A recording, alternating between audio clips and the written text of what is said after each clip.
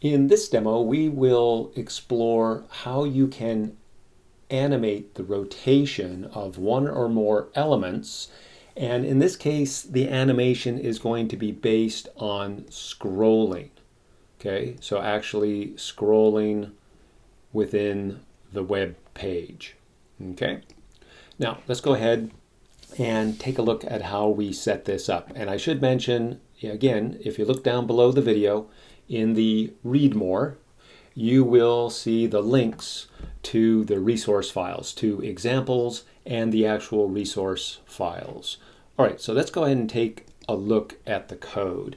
And I'm going to point out in this example, I'm placing the CSS styles in the head of the document as opposed to linking the CSS styles in an external style sheet.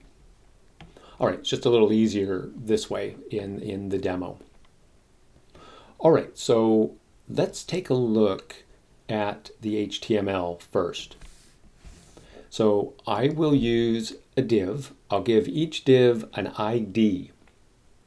And I want these IDs to be different. Make sure the ID names do not begin with numbers.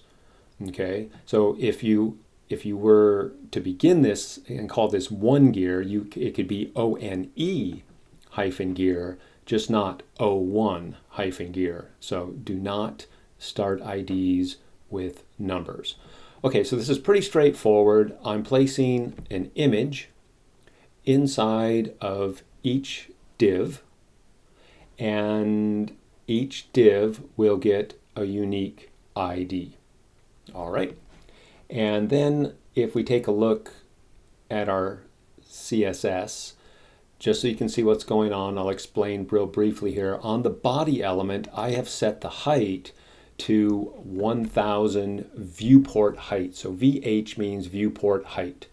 So this is going to be, so basically 100 viewport height means the viewport's current height.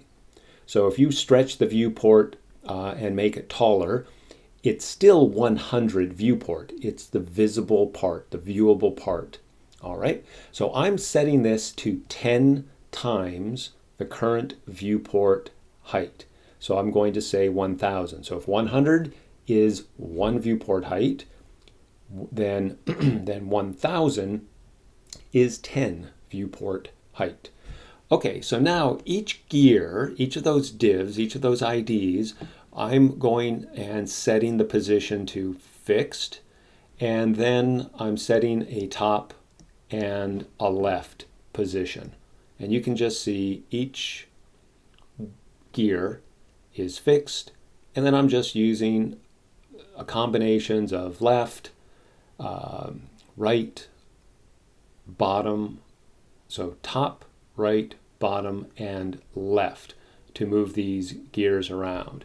All right, now let's take a look at the script, and I'll point out that this script needs to go at the bottom of your HTML right before the body element closes to work correctly. So make sure you place this script and the script which also provides the jQuery library which the script needs to function correctly. Okay? All right, so let's take a look at the script. We basically are checking the window, and we're checking the window for the scroll.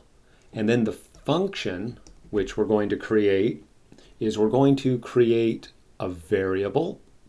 We give the variable a name. And now what we're saying is window.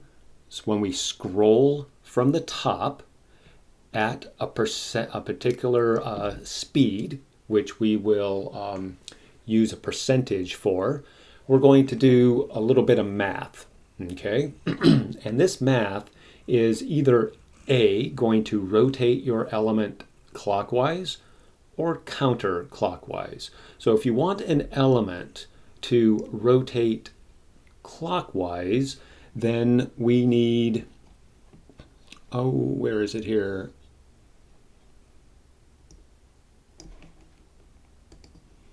Okay, so we need to basically, in the quote marks, just have plus theta. Theta is our variable, plus, and then we're going to get a radian. And then if we want to go counterclockwise, we have negative, and then inside the quote marks, we will have plus theta plus radian. Okay, so it's basically going to change the equation to be to provide a positive or a negative, and that should allow the element to rotate either clockwise or counterclockwise. Now let's go back to the beginning of each of the statements, and you'll notice that basically we are just associating or connecting with our ID. So gear ID, gear 1 through ID gear 6. So basically you just need an individual statement for each element on the page you want to have rotate as the page scrolls. I'm using 6 in this example, but you could use 1 or however many you want. And then just remember, changing this number changes the speed of excuse me, of the rotation animation.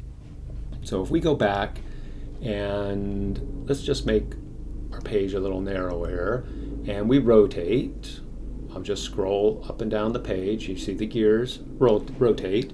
If we were to change this to, let's just say 700, and then we'll save.